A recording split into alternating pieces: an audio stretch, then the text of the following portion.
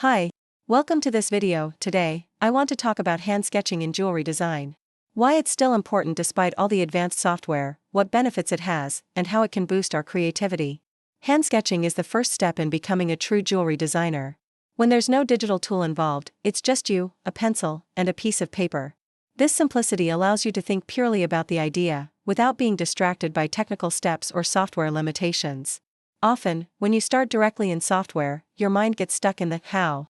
But jewelry hand sketching feels more like mental training. It allows your creativity to flow freely and without barriers. It's usually in these early sketches that the real spark happens. The jewelry designs might be raw, but they hold the essence of the idea. Jewelry sketching isn't just a stage, it's a skill. The more you practice it, the more naturally and efficiently your mind works, even when you're using digital tools later. To get started with jewelry sketching, you don't need expensive or fancy tools, just a few basic items, but their quality does matter. Sketching pencils, the best ones are HB, B, and 2B. Use HB for rough outlines, it's not too dark or too light. Use B or 2B for defining final lines and adding shading. Soft eraser, choose an eraser that doesn't damage the paper or leave marks. A kneaded eraser works perfectly. Sketch paper, regular paper works, but it's better to use slightly heavier paper like A4 with 120 GSM or 160 GSM, so it won't wrinkle when you add shading. Ruler, jewelry design template gemstone, these help if you want cleaner lines.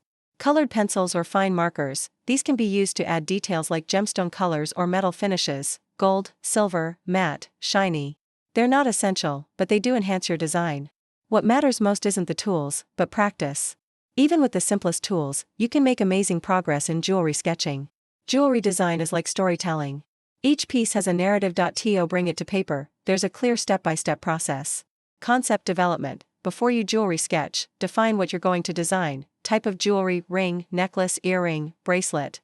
Material, gold, silver, mixed media. Style, classic, minimal, nature-inspired, fantasy. Inspiration, nature, animals, geometric shapes, emotions.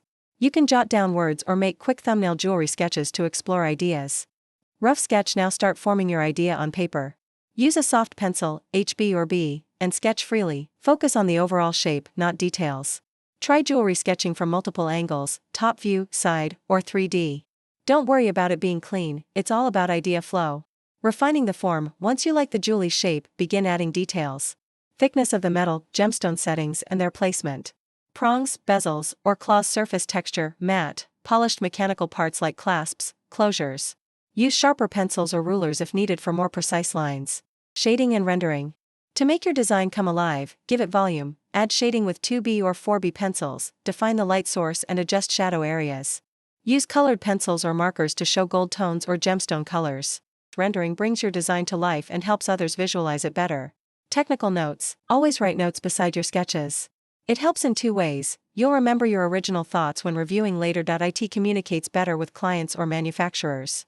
Include dimensions, length, width, thickness, gemstone type and size. Material, 14K gold, silver, gold-plated, etc. Jewelry making technique, casting, handmade, 3D printing. So far, we've talked about the importance of hand sketching, the basic tools you need, and how to go through the jewelry sketching process step by step, but we're not done yet. And some key tips to make your jewelry sketches stand out. If you're serious about becoming a professional jewelry designer, don't miss the next part.